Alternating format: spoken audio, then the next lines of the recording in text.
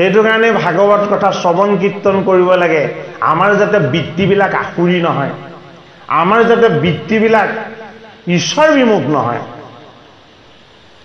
এটা ৰসাতললৈ কোন গৈছিলে পাণ্ডৱৰ নাতি পৰীক্ষিতো গৈছিলে কুকে সেইটো কাৰণেহে কৈছে তোমাৰ দেহত থকা দশ ইন্দ্ৰিয় দৈত্যৰ ৰূপ লৈ শক্তিমন্তৰ ৰূপ লৈ তোমাৰ হাতত ধনু দি ঘোঁৰাই টনা ৰথত উঠাই তোমাক মায়ামিক খেদিবলৈ লগাই দিছিলে মানে সেই কৰ্মৰে সৈতে যিখন পাতালত তুমি আছিলা সেই সময়ত সেইখন ৰসাতল তুমি চিনি নাপাইছিলা ঋষিকো তুমি বৈষ্ণৱকো সেৱা সৎকাৰ কৰিব নজনা হৈছিলা গতিকে এই হীৰ ৰূপী গভীৰ অৰণ্য হীৰ মানে গভীৰ নাক্য মানে অৰণ্য এই হিৰনাক্ষই পৃথিৱীক উদ্ধাৰ কৰিবলৈ বাধা দিয়া এই আখুৰি বৃত্তিবিলাক তোমাৰ লগতো আছিলে এবাৰ চাই লোৱা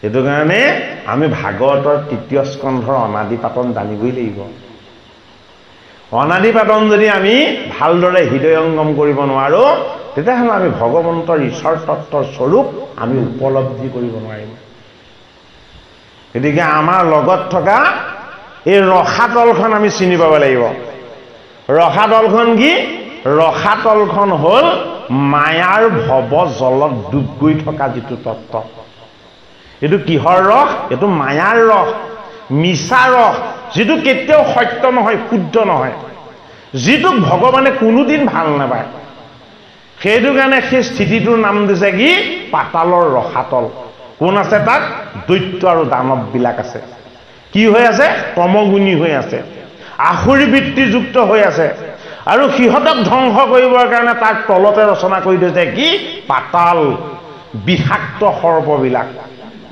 সেইটো কাৰণে আখুৰিসকলৰ কোষটো বেছি খাদ্যবিলাক তমগুণী বাক্যবিলাক কি হৈ যায় বাক্যবিলাক শুনিলে মানে সাধাৰণ মানুহ ভয়তে মূৰ্ছা যায় হুদা কৰ্কশ পাণ্ডৱৰ নাতি পৰীক্ষিতক 7খন পাতালৰ তত্ত্ব সুখদেৱ ভগৱানে দেখুৱাই দিছে পৰীক্ষিতে গুৰুৰ কৃপা লাভ কৰি এই সমস্তখিনি বস্তু তেওঁৰ মাজতে দেখা পাইছে হয়নে আৰু দেখি তেওঁ ভাবিছে যে মই যি মৃত্যুলৈ ভয় কৰি মই হাহাকাৰ কৰিছিলোঁ এই মৃত্যু দেখোন তক্ষক ৰূপত মোৰ লগতে লাগি আছে ক'ত বাহিৰৰ পৰা তক্ষক আহি মোক দংশন কৰিব লাগিছে অন্তিম সময় যেতিয়া হ'ব কাল ৰূপে তেওঁ আহিবই মই মাতিবই নালাগে ক'ত ঋষিৰ অভিশাপ লাগিছে মোৰ মৃত্যুৰ কাৰণে জন্মসূত্ৰে মই গুৰু ভগৱানৰ পৰা মই দেখা পালো মৃত্যু মোৰ লগত লাগি আহিছে ঋষিয়ে মাত্ৰ দেখুৱাই দিছে বাক্যৰে সৈতে তোৰ মৃত্যু হ'ব বুলি কিন্তু এইজন গুৰুৰ চৰণ পোৱাৰ পাছতে মই জানিলো মোৰ দৰে শুদ্ধ জীৱৰ মৃত্যু নাই কি আছে সদ্গতি আছে পৰীক্ষিতৰ আত্মবিশ্বাস জাগ্ৰত হৈছে এইখিনি কথা শুনাৰ পাছত এই মতে পাতাল হে অনুক্ৰমে দেখা এই 7খন পৃথিৱীৰ হে আবেলৈও লেখা কিবা লো বান্ধৱ সমস্ত সপ্ত পাতালৰ তত্ত্বটো আপোনালোকে অকণমান হ'লেও বুজি পালেনে বাৰু হা ইউটিউবত ভিডিঅ'টো যেতিয়া দিয়া হ'ব আপোনালোকে এইটো ঘৰত সদায় শুনিব হা ফুটলটো বেছিকৈ বুজিলে ৰসাতলখনৰ পৰা আত্মুক্ত হ'ব পাৰিব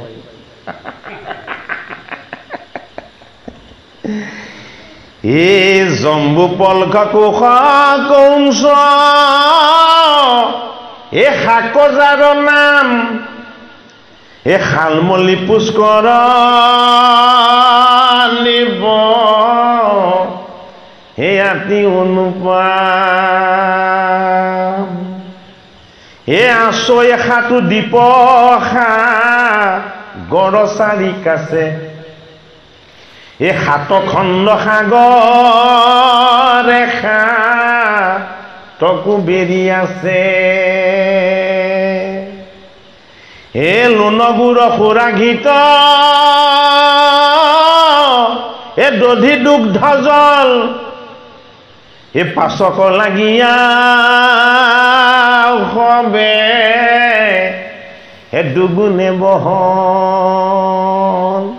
সাতখন পৃথিৱীৰ কথা ক'লে জম্বু, পল, কুশ, কৌঞ্চ, শাক, হয়নে? শালমলী আৰু পুষ্কৰ। কেইখন পৃথিৱী? সাতখন পৃথিৱী বা সাতটা দ্বীপ। এই সাতটা দ্বীপ ক'ত বৰ্তি আছে?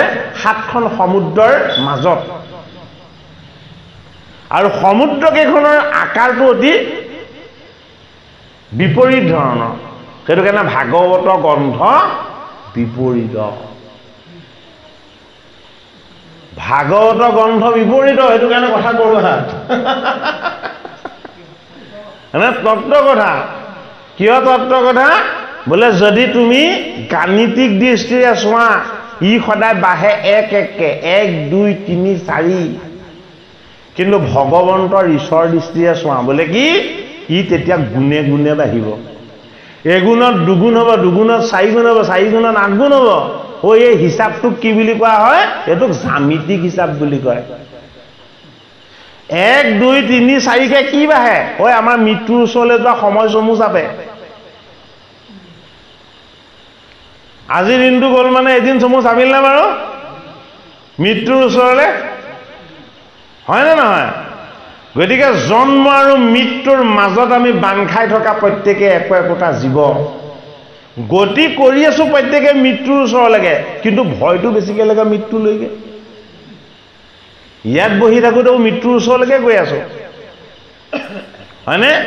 ৰাতি শুই থাকোঁতে আমি যাওঁতে মৃত্যুৰ ওচৰলৈকে গৈ আছো।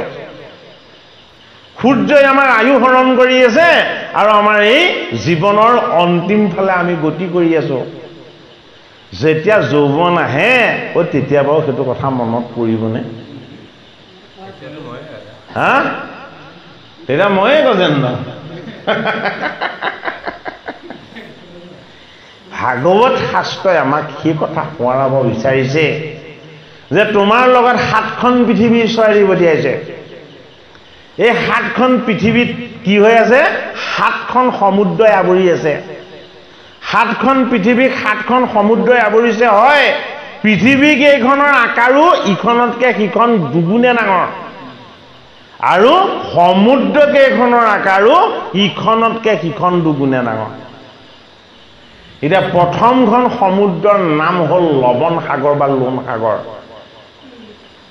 আৰু প্ৰথমটো দ্বীপৰ নাম ৰখা হলে কি? জম্বু, জম্বুদ্বীপ। এই জম্বুদ্বীপ বৰ নিপতি গুণ। এই জম্বুদ্বীপৰ নিপতি হ'ল পৰীক্ষিত। গোটেই জম্বুদ্বীপটো তেওঁই ৰজা। এই 7টা দ্বীপত কোন কেনেকে 7জন বাস কৰি থাকিব সেই কথাখিনি আমাক ক'ব। সেইখিনি নোকোৱাকে গোটেইখিনি তত্ত্বৰ কথা ক'বলৈ অসুবিধা হ'ব। অকণমান পাঠ কৰি লওঁ আৰু। হে ৰাম,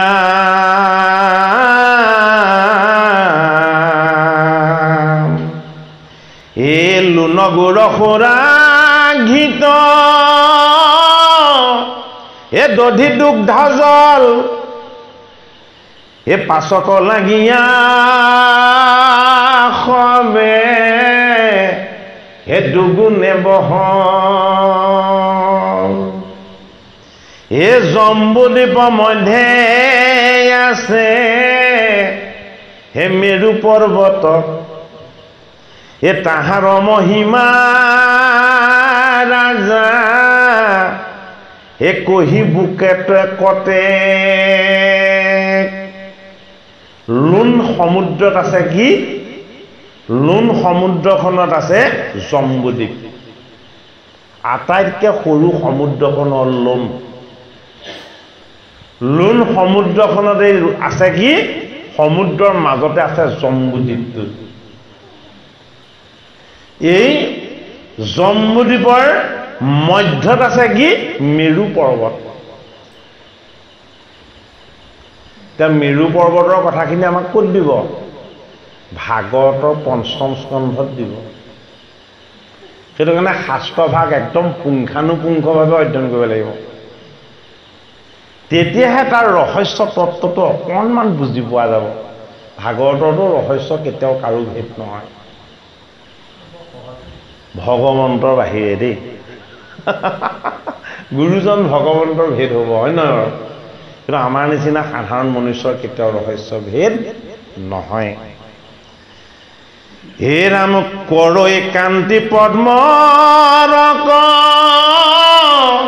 অনিকাজে নথান হে অধে উধে এক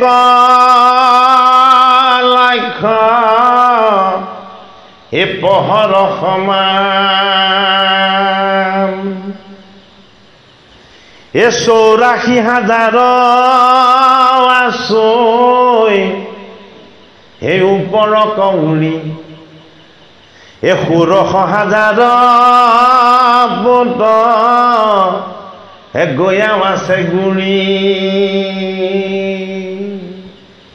84,000 মন্দৰ মেৰু নামৰ যিটো পৰ্বত এই পৰ্বতটো ওপৰলৈ আৰু এই সমুদ্ৰখনত পুত খাই আছে কিমান 16,000 ফুট গৈ আছে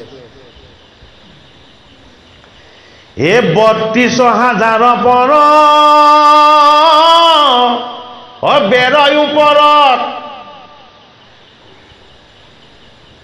এ 16,000 বেৰ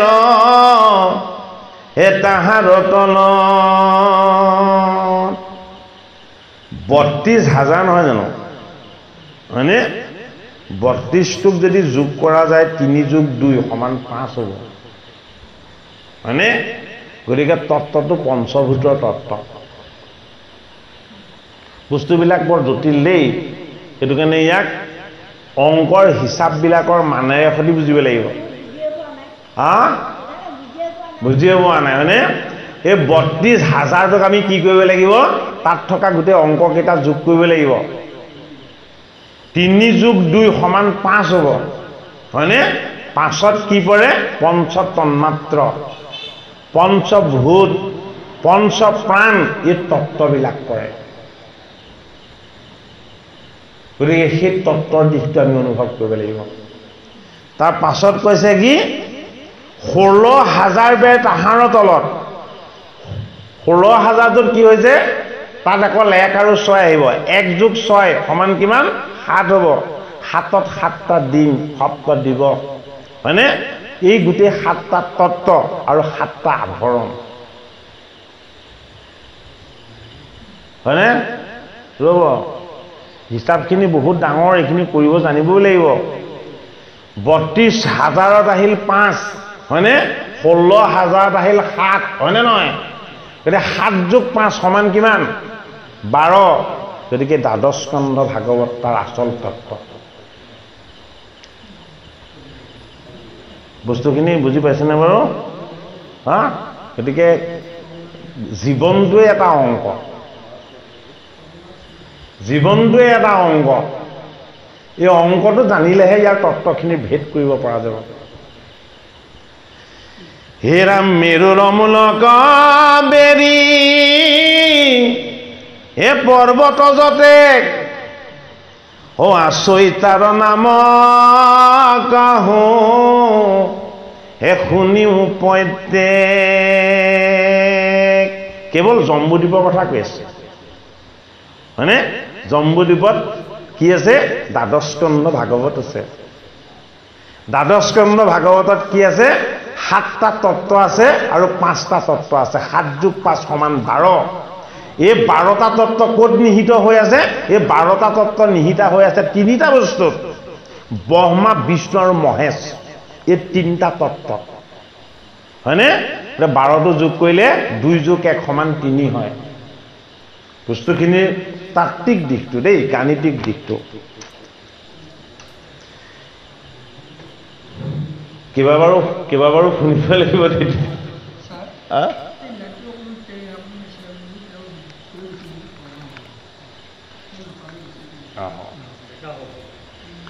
হীৰা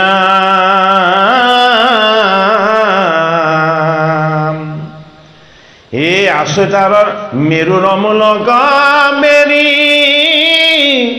এ পৰ্বত যতে হে আচৰিতাৰ নাম কহো এ শুনিও প্ৰত্যেক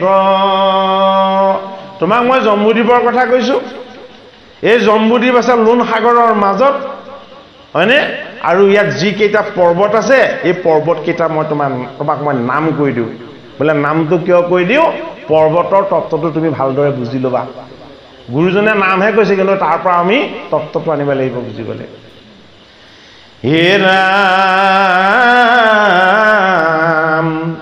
হে বিকন্ধ কুসম সংঘ এ কুৰুবদ্ধ ৰংগ টিকুট শিশিৰ সিংহ এ কপিল পতংগ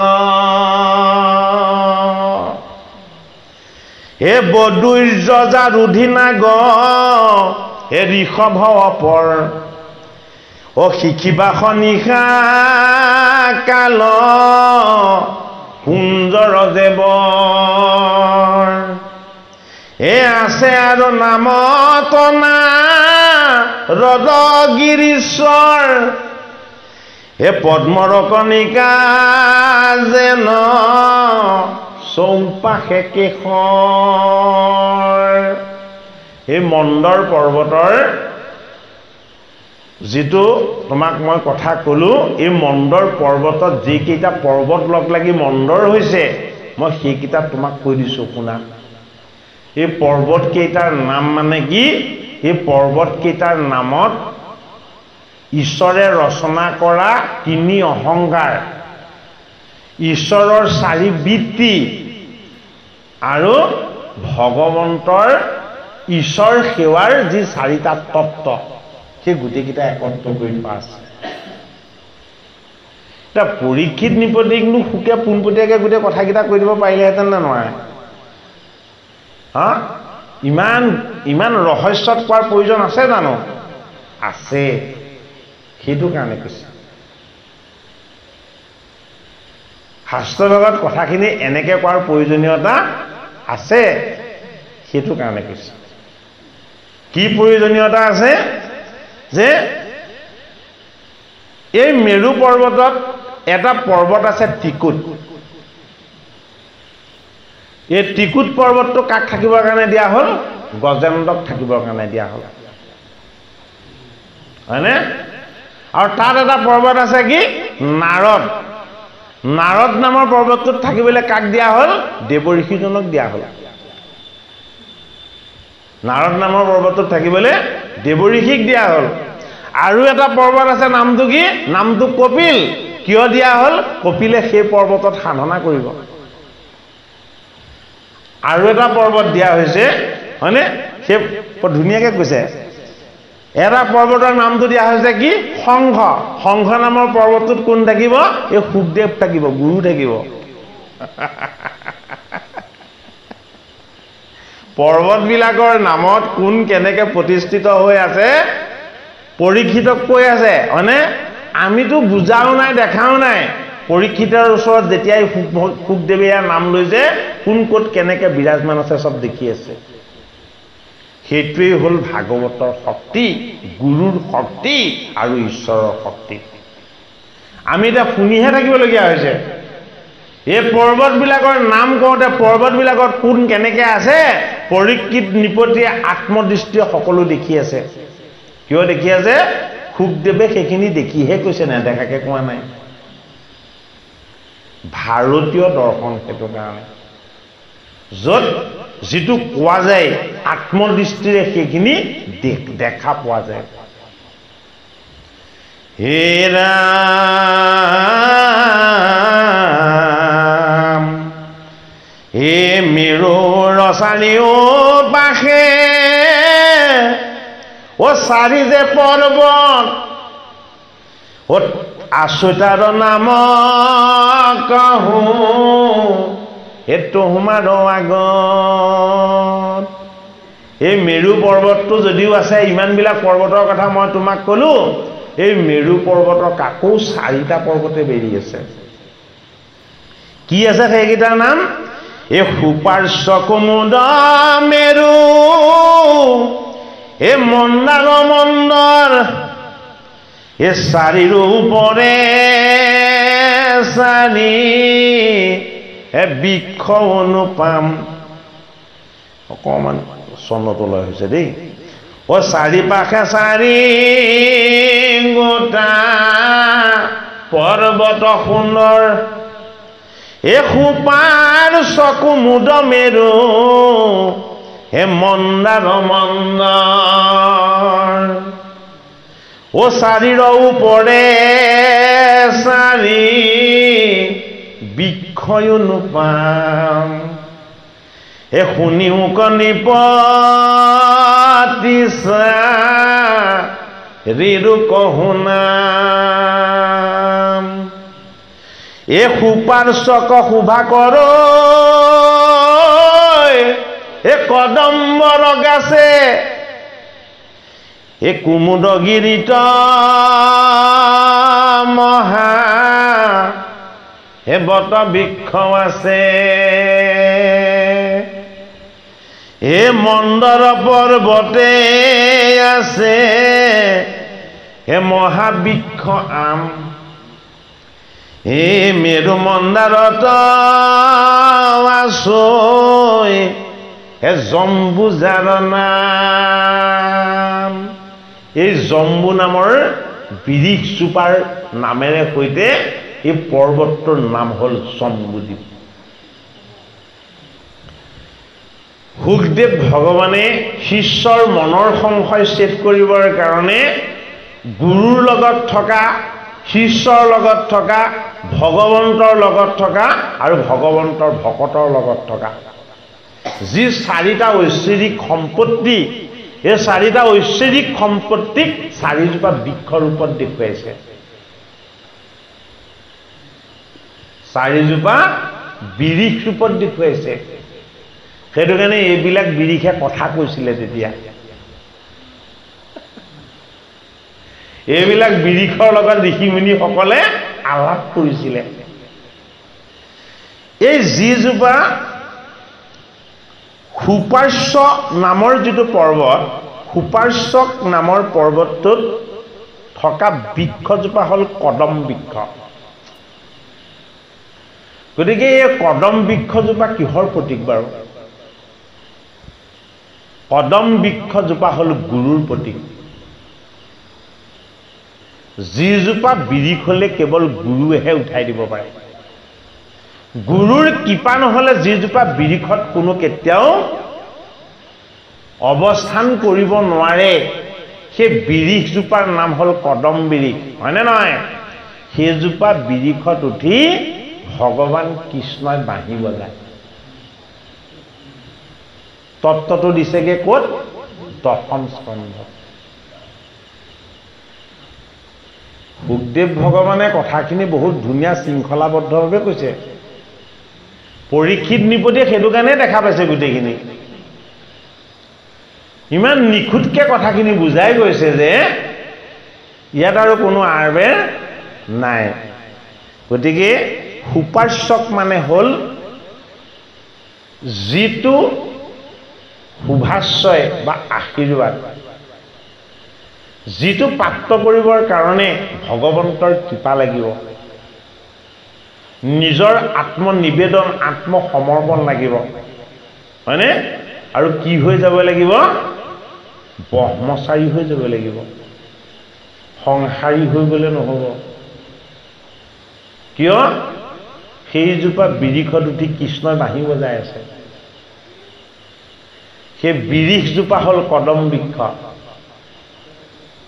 সেই বাঁহী সদায়ে বাজিয়ে আছে কিন্তু কেৱল এক ৰাতি শুনিছিলে কোনে গোকুল ধামৰ গোপীসকলে এতিয়া বহুতে ভাবে যে কৃষ্ণই বাঁহী সেই ৰাতিহে বজাইছিলে হয়নে ভাগৱতৰ কথা তেনেকুৱা নহয় ভাগৱতত যি কথা আছে সেয়া সদায় ঘটি আছে ইয়াৰ কোনো দিন কেতিয়াও ইয়াৰ কম কেতিয়াও ছেদ হ'ব নোৱাৰে যিজোপা কদম বিৰিখত উঠি ভগৱান কৃষ্ণই বাঁহী বজাইছিলে দাপৰ যুগত সেইজোপা কদম বিৰিখত আজিও বাঁহী বাজিয়ে আছে হয়নে বাৰু কিন্তু শুনে কোনে জগতৰ হৰিৰ একান্ত ভকতসকলে বৈষ্ণৱসকলে উপাসকসকলে, সিদ্ধসকলে, মুনিসকলে, চাৰণসকলে সেই বাঁহীৰ সুৰ কেতিয়াও বেলেগে নুশুনে, কিয়?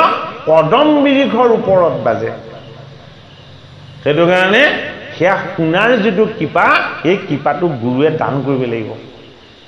সেইটো কাৰণে পৰীক্ষিতে শুনা পাইছে, যেতিয়া কদম বিৰিখৰ নাম লৈছে, পৰীক্ষিতে কদম বিৰিখৰ ওপৰত কৃষ্ণই বজোৱা সুমধুৰ মাহীৰ মাত তেওঁ গংগাৰ পাৰত বহিও শুনিবলৈ পাইছে। এইটোৱে হ'ল ঈশ্বৰৰ মহিমা আৰু গুৰুৰ কৃপা। নহ'লে 7 দিনত মৰিম বুলি গম পোৱা পৰীক্ষিত ইমান অলৰচৰ কেনেকে হৈ যাব? কেনেকে ইখত হাঁহি থাকিব চব পাহৰি? হয়নে বাৰু? কিবা এটাতো মেজিক তাত চলি আছে, যিটো আমি অনুভৱ কৰিব পৰা নাই, আমি বুজিব পৰা নাই। ভাগৱতৰ সৃষ্টিৰ ৰহস্য এই কথাখিনিকে আমাক দেখুৱাব বিচাৰিছে যে সুপাৰ্শ্ব হ'ল গুৰুৰ গভীৰ তত্ত্ব, আৰু এই বিৰিখ হ'ল কদম বৃক্ষ, গুৰুৰ কৃপা নহ'লে য'ত কেতিয়াও প্ৰৱেশ হ'ব পৰা নাযায়। হে ৰাম শুনি মুকনি এ সুপাৰ্শ্বক সমাগৰ, এ কদম্বৰ গাছে, এ কুমুদগিৰিত মহা হে বট বৃক্ষ আছে। এতিয়া কুমুদ নামৰ পৰ্বতটোত এজোপা বট বৃক্ষ আছে, মানে কদম বিৰিখৰ ওপৰত যোগেশ্বৰে বাঁহী বজাই আছে, আৰু এই বট বৃক্ষজোপা কুমুদ নামৰ পৰ্বতটোত আছে। এই বট বৃক্ষজোপাৰ তলত কোন বহি আছে? এতিয়া ওপৰত কৃষ্ণ কদম বিৰিখত, হয়নে? আৰু বট বিৰিখৰ তলত বৈষ্ণৱ। সেইটো কাৰণে কদমৰ তত্ত্বটো হ'ল গুৰু, আৰু বট বিৰিখৰ তত্ত্বটো হ'ল শিষ্য। গুৰু আৰু শিষ্য, হয়নে? গুৰু কোন? গুৰু হ'ল সুখ। শিষ্য কোন? শিষ্য হ'ল পৰীক্ষিত। এতিয়া গুৰুৱে হৃদয়ত ঈশ্বৰক অধিষ্ঠিত কৰাই এই ভাগৱত কৈছে, হয়নে? আৰু শিষ্যয়ো হৃদয়ত ঈশ্বৰ দৰ্শন কৰি ভাগৱত শ্ৰৱণ কৰিব লাগিব। সেইটো কাৰণে পৰীক্ষিতৰ মস্তকত কদম বিৰিখৰূপী ঈশ্বৰ তত্ত্ব হৈ গুৰু, আৰু গুৰুৰ চৰণৰ আশীৰ্বাদ তত্ত্ব হৈ এই বট বিৰিখৰ তলত কোন বহিছে? পৰীক্ষিত। আৰু পৰীক্ষিত কি ৰূপত বহিছে? জীৱ ৰূপত বহিছে। জীৱৰ তত্ত্বটো কি? জীৱৰ তত্ত্বটো হ'ল শিৱ। সেইটো কাৰণে বট বিৰিখৰ তলত বহি মহাবৈষ্ণৱ শিৱই সাধনা কৰিছে।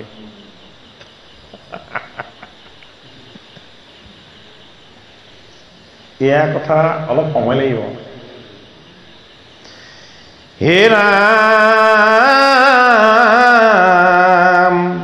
হে মণ্ডল পৰ্বতে আছে হে মহাবৃক্ষয়াম, অ মেৰু মণ্ডলত আছৈ হে জম্বুজাৰ নাম। এতিয়া মন্দৰ নামৰ যিটো পৰ্বত আছে, এই মন্দৰ পৰ্বতত এজোপা বিৰিখ আছে, হয়নে? এই বিৰিখজোপা আম, হয়নে? এই আম নামৰ বিৰিখজোপা কি বিৰিখ? এই আম নামৰ বিৰিখজোপা হ'ল কল্পতৰু বিৰিখ, য'ত হৰিৰ নাম বস্তু লাগি আছে। সেইটো কাৰণে আম বুলি কৈছে, হয়নে? গুৰুজনাৰ নাম বুলি নাই কোৱা, কিন্তু ভালকে বুজিলে আপোনালোকে কথাখিনি অনুভৱ কৰিব পাৰিব, হয়নে বাৰু?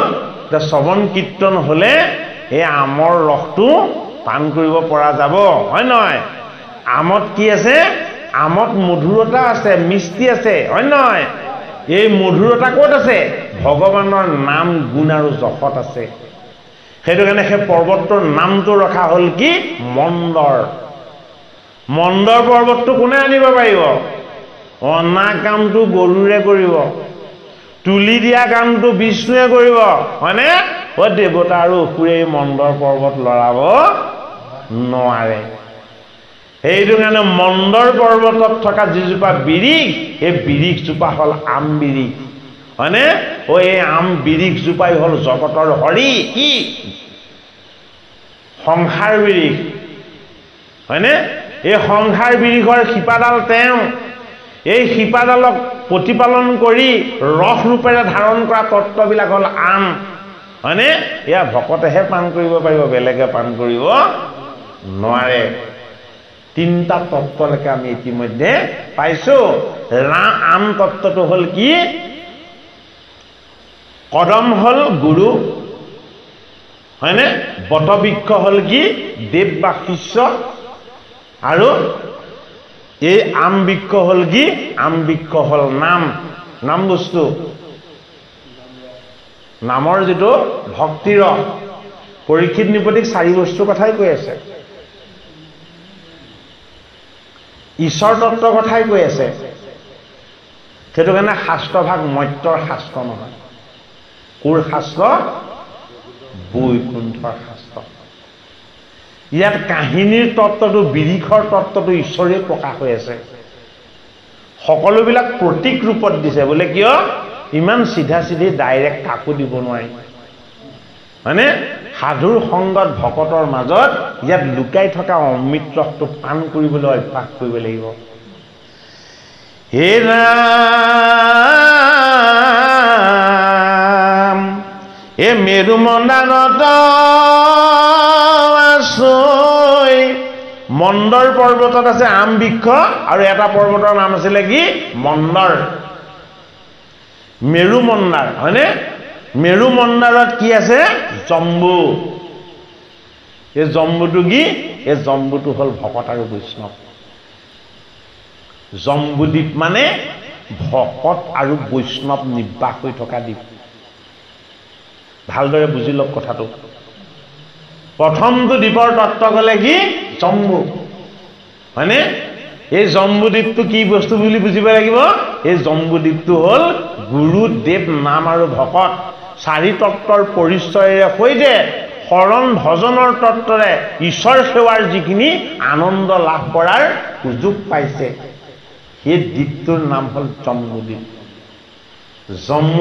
জামুৰ ৰসটোৱে দেহৰ ডায়েবেটিছ আদি যথেষ্ট যিমান বিকাৰযুক্ত ব্যাধি আছে অমৃতৰ দৰে কি চিকিৎসা কৰে সেইটো কাৰণে গুৰুত শৰণ লৈ ভগৱন্তক ভজি নাম ৰস অমৃত পান কৰিব লাগিব এই জম্মু ৰসটো কেইটোহে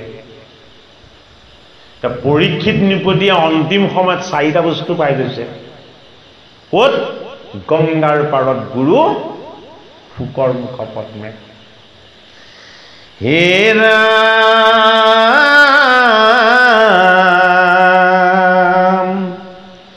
হে শতেক যোজনা সেইটো উচিত বহল এ প্ৰমত্ত হস্তিৰ সম হে এক জম্বু ফল আমবিলাক কিমান ডাঙৰ প্ৰমত্ত মানে আটাইতকৈ প্ৰতাপী শক্তিশালী হাতীটো সমান ডাঙৰ তাৰ ফলবিলাক সেইজোপা গছত যিবিলাক ফল লাগে কিয় সেয়া ভকত আৰু বৈষ্ণৱ সেইটো কাৰণে ইমান শক্তি সামৰ্থ্য বুলি কৈছে এ পকা ফল সৰি আহি লাটপৰৈ গৈ এটাৰ ৰসে মহানদী হে এক যায় বৈ প্ৰিয়তম ভাগৱতং ৰসমলয়ং মুহুৰ্মুহু ৰসিকা ভুবি ভাবুকা এই বস্তুটো নিগম কল্পতৰু গলিতং ফলং চুকামুখাত মিতাত অমৃতদৱ সংযুতম প্ৰিয়ত ভাগৱতং ৰসমলয়ং মুহুৰ্মুহু ৰসিকা ভুবি ভাবুকা সেই তত্ত্বটোকে দেখুৱাইছে কি হয় এই প্ৰকাণ্ড প্ৰকাণ্ড জম্মুৰ প্ৰমত্ত হস্তিৰ সমান প্ৰকাণ্ড ফলবিলাক যেতিয়া পৰি শিলত ঠেকা খায় তাৰ পৰা ৰস নিগৰিত হয় আৰু এই ৰসে আহি কি কৰে এই গোটেই দ্বীপটোক জীপাল কৰি তোলে সেইটো কাৰণে দ্বীপটোৰ নাম কি জম্বুদ্বীপ য'ত ভগৱন্তৰ চৰণ সেৱা কৰি ভগৱন্তৰ সেৱা আৰু উপাসনাৰে সৈতে কায় বাক্য মন আৰু সমস্ত আকাশ বতাহ এই সকলোখিনি য'ত পবিত্ৰ কৰি দিয়া হয় কৃষ্ণ হে গভীৰ নিৰ্মল জল হে আতি অনুপাম হে জম্বু ৰসে নদী বহে হে জম্মু দ্বীপনাম এখন নদী বৈছে গংগা হৈ বোলে কি ভক্তিৰ নদী এই জম্বুৰ ৰসৰ পৰা বৈ আহিছে এখন নদী বৈছে যমুনা হৈ বোলে কি মই মোৰ মায়া শক্তি ঈশ্বৰৰ তত্ত্ব শক্তি বোলে কি এই যমুনা ময়েই তোমাৰ জীৱনৰূপী যমুনা ময়েই বৈ আছো কাল ৰূপত প্ৰবাহিনী হৈ হয়নে মোৰ অমৃত পান কৰিবলৈ তোমাক ভাগ্য লাগিব বোলে কি গংগাৰ পাৰলৈ যাব লাগিব কি বৈ আছে এই নদীবিলাকেদি বৈ আছে ভগৱন্তৰ ভক্তিৰ জম্বুৰ হে ৰাম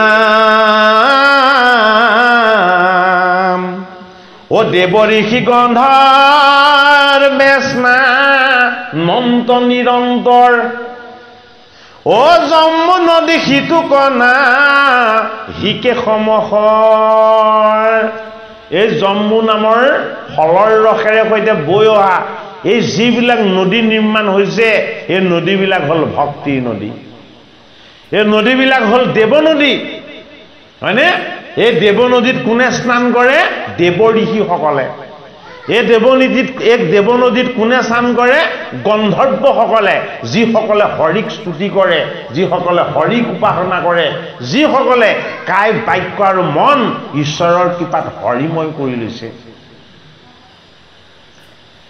এ তাহাৰ তীৰত মাটি এ আছে যতমান এ বহ্নিত ফুংকিলে শুনা এ হুৱে ফুল সমান হে পৰীক্ষিত নিবদী এই জম্বুৰূপী ভক্তিৰ ৰস বৈ অহা এই ৰসত কি আছে জানা সাত্বিক শুদ্ধতা আছে ঈশ্বৰৰ পবিত্ৰতা আছে ভক্তিৰ নিৰ্মলতা আছে আৰু ঈশ্বৰ দৰ্শন আৰু প্ৰাপ্তিৰ আনন্দ আছে সেইটো কাৰণে এই মাটিবিলাকক যদি কেনেবাকে কোনোবাই অকণমান যদি শোধন কৰি ল'ব পাৰে তাতে সাত্বিক সোণ বিচাৰি পাব কিমান গভীৰ ৰহস্য তত্ত্ব কথা এ দেৱৰ ভুৱন তাক এ নপাৱয় আনে এ শুক মুনি নিপতিত এ কহে বিদ্যমানে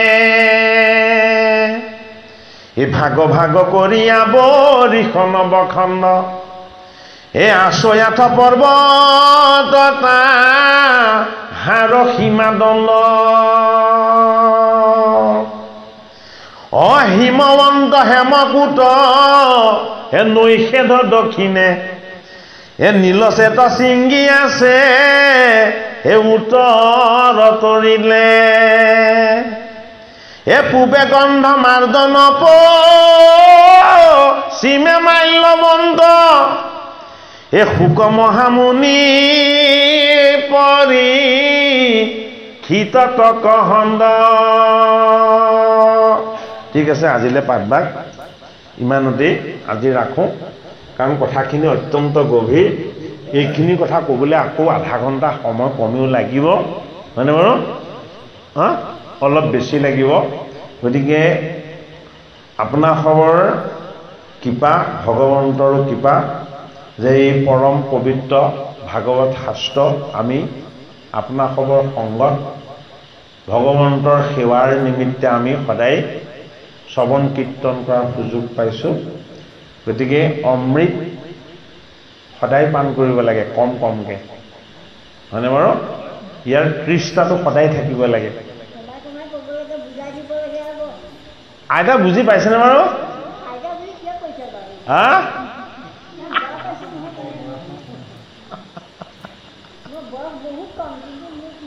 হ'ব হ'ব হ'ব কৃষ্ণ আপুনি বুজি পাইছেনে বাৰু অঁ অঁ ভালকৈ বুজিব ঠিক আছে বাৰু দেই কৃষ্ণ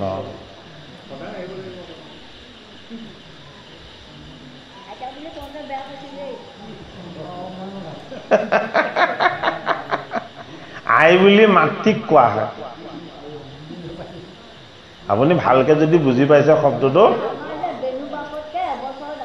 নহয় নহয় আই শব্দটো এটা অতি শুদ্ধ শব্দ হা সকলোকে আই বুলিয়ে কোৱা হয় নহয় বাৰু হে ৰাম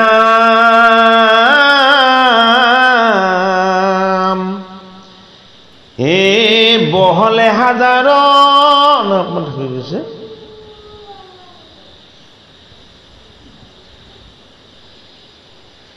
হেৰিটো থাকিব লাগিব নহয় ন নম্বৰটো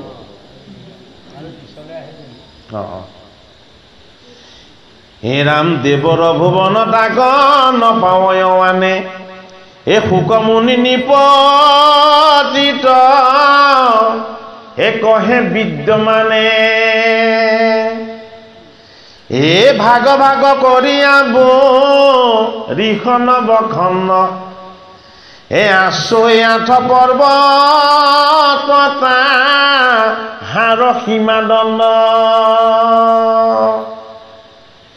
অ হিমৱন্ত হেমকূট নৈষেধ দক্ষিণে নীলচেত চিঙি আছে হে উত্তৰ দক্ষিণে হে পূবে গন্ধমাৰ্জন পশ্চিমে মাল্যৱন্ত হে শুক মহামুনি পৰি ক্ষিতত কহন্দ পৰীক্ষিত নৃপতিয়ে গুৰু ভগৱান শুকদেৱে সৃষ্টিৰ ৰহস্য প্ৰকৃতি ঈশ্বৰ আৰু আত্মা জীৱ এই সমস্ত তত্ত্ব পৰ্বত নদী বিৰিখ এই তত্ত্ব কথাৰ সৈতে বুজাই দিব বিচাৰিছে গতিকে আমি আজি সপ্ত পাতাল জম্বুদ্বীপত থকা চাৰিটা পৰ্বতত থকা চাৰিজোপা বিৰিখ চাৰিজোপা বিৰিখৰ লগত থকা ঈশ্বৰৰ চাৰিটা তত্ত্ব এইখিনি কথা আমি আমাৰ ক্ষুদ্ৰ মগজুৰে গুৰুৰ কৃপাত যিখিনি আমি পাইছিলোঁ আপোনাসকলক সেইখিনি জনাইছোঁ মানে বাৰু হয়তো যিখিনি যেনেকৈ কৈছিলে তেনেকৈ আমি হয়তো ক'ব নোৱাৰিবও পাৰোঁ কাৰণ ইমান আৰু মেমৰি পাৱাৰ নাই মানে বাৰু কিবা অকণমান 19-20 হ'ব পাৰে যদি কিবা ভুল ভ্ৰান্তি হৈছে আপোনাসকলে মৰিখন কৰিব ঈশ্বৰৰ কথা কোনেনো বাৰু জানিব পাৰে কওকচোন বাৰু নহয় জানো বাৰু ভাবিছোঁ না নম্বৰটো মনত ৰাখিব একদম লাকি নম্বৰ 108 108 কৃষ্ণ জয় ৰাম জয় নাৰায়ণ জয় কৃষ্ণ জয় জগৎগুৰু শ্ৰীমন্ত শংকৰ হৰি ভকত জানা যেন